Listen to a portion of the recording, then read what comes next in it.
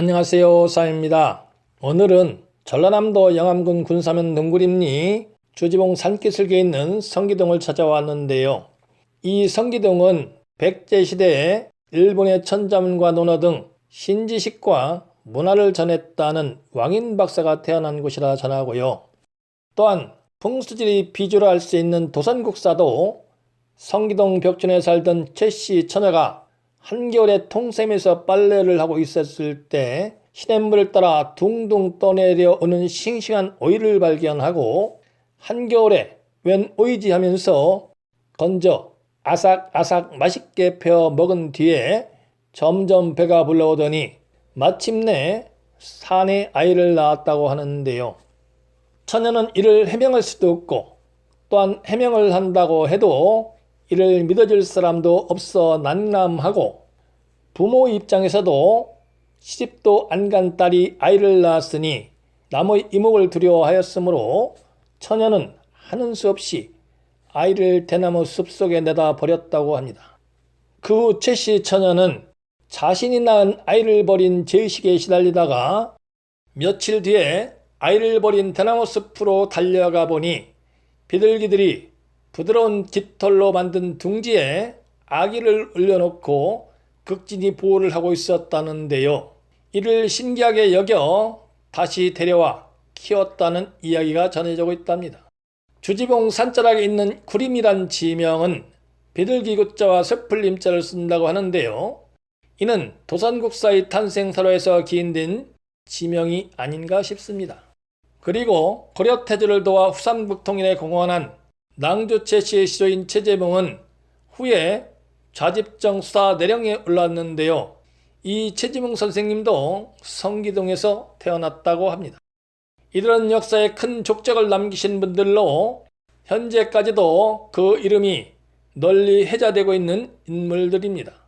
이와 같은 큰 인물들은 제풍수의 발국 추정에 의하면 혈이 맺힌 명당에서 태어났을 가능성이 높은데요.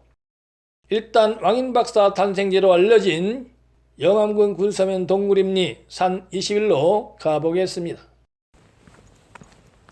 입구 오른쪽에 낭조 최씨의 시조 최재봉 선생님의 커다란 비석이 서 있네요.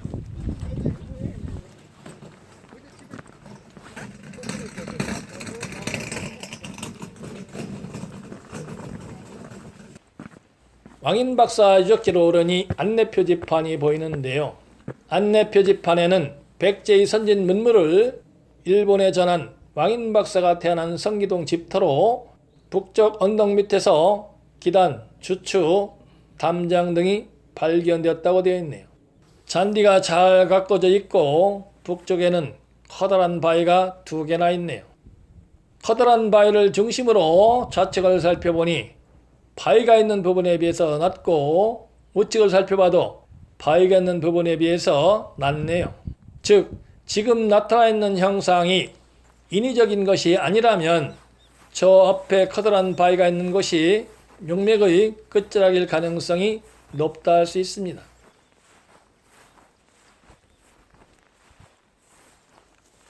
이것으로 뻗어내리는 용맥이 있는지 살펴보기 위해서 뒤편 산으로 올라가 봐야겠습니다.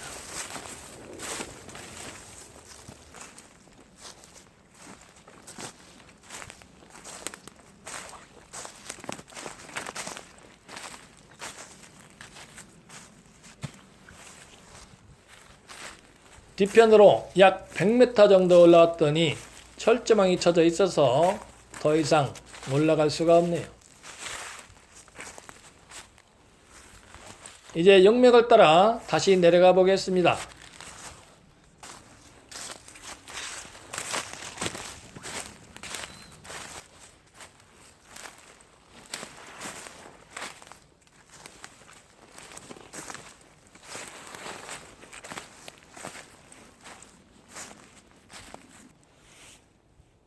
이곳에서 좌측으로 갈라진 용맥이 있고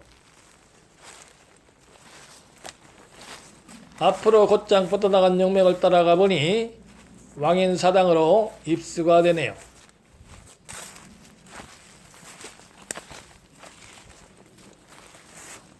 이곳에서 좌측으로 갈라진 이 용맥을 따라 내려가 보겠습니다. 대나무가 무성해서 앞으로 나아가기 어렵네요. 조금만 돌아가겠습니다.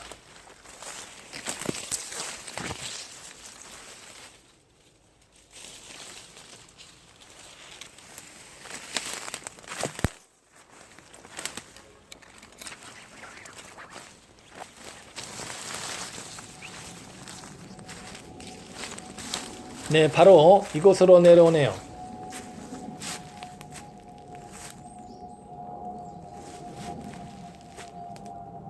다시 용맥의 등산을 타고 내려가 보겠습니다.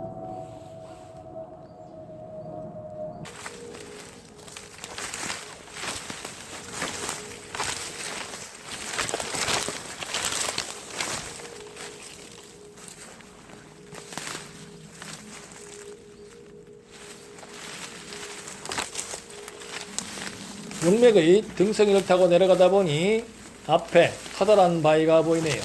이와 같이 살펴봤을 때 커다란 바위가 있는 곳은 용맥의 끝자락에 해당한다고 할 수 있습니다.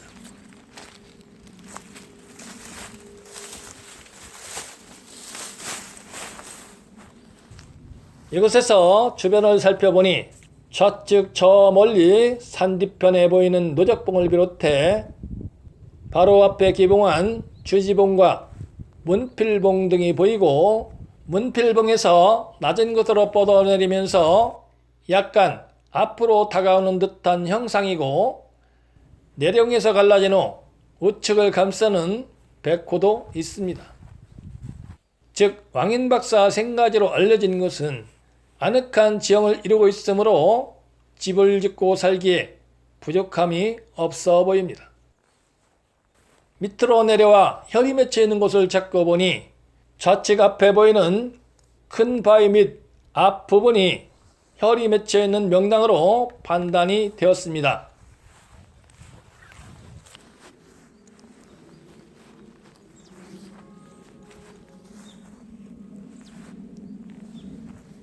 털을 둘러보고 좌측에 있는 바위에 올라보니 고 최시원 금조가장이란 글귀가 선명하게 새겨져 있는데요. 이는 예전에는 최씨 가문의 정원이었으나 지금은 조씨 가문의 농장이다 란 뜻으로 보입니다. 창녕조 씨가 구림 땅에 들어온 것은 1570년경이라 하니 고 최시원 금조가장이란 글귀를 바위에 새긴 것은 임진왜란 전후가 아닐까 싶습니다. 그리고 이 성기동에서 태어났다고 전하는 인물들의 연대를 살펴보면 왕인박사는 서기 375년경에 태어나셨다 하고, 도선국사는 서기 827년에 성기 벽촌에서 태어났다 하므로 도선국사는 왕인박사보다 약 450년 후에 태어나셨고, 최지봉 선생님은 907년에 태어났다 하니 도선국사보다 약 80년 후에 태어난 셈입니다. 앞에서 살펴본 바위에 새겨져 있는 고 최시원이란 글귀를 감안하면 왕인박사 생가지로 알려진 이곳은 통일신라 말에는 최씨의 집터였을 가능성이 높다 할 수 있고, 도선국사의 어머니가 최씨라 전하고 최지봉 선생님 역시 최씨이니 도선국사와 최지봉 선생님도 이곳에서 태어났을 확률이 높다 할 수 있습니다.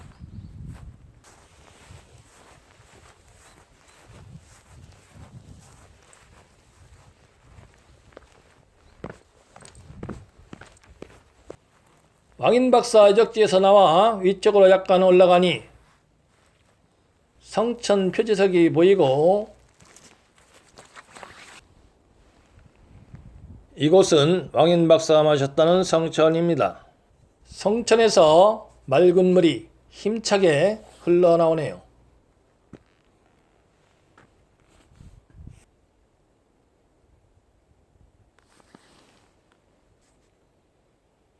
성천의 맑은 물로 세심하고 한 말씀 드립니다. 간혹 땅의 기운이 쇠락하여 나라가 어지러워지고 한 가문이 망했다는 이야기들도 전해지고 있는데요. 앞에서 살펴온 바와 같이 긴 세월이 흐른 후에도 혈이 맺힌 명랑에서 큰 인물이 지속해서 태어나고 다른 곳에서도 이와 비슷한 사례를 엿볼 수 있는 것을 감안하면 혈이 맺힌 명랑의 기운은 영원불변, 즉 영원히 변하지 않고 또한 영원불멸, 즉 사라지지도 않는다. 다만 그 당시 위정자들의 역량에 의해서 구분이 결정되고 그때 그 집에 거주하는 가장의 역량에 따라 가문의 명운이 결정져질 뿐이다 라는 말씀을 드리면서 오늘의 영상을 마무리합니다. 수암풍수는 언제나 바른 풍수를 지향합니다.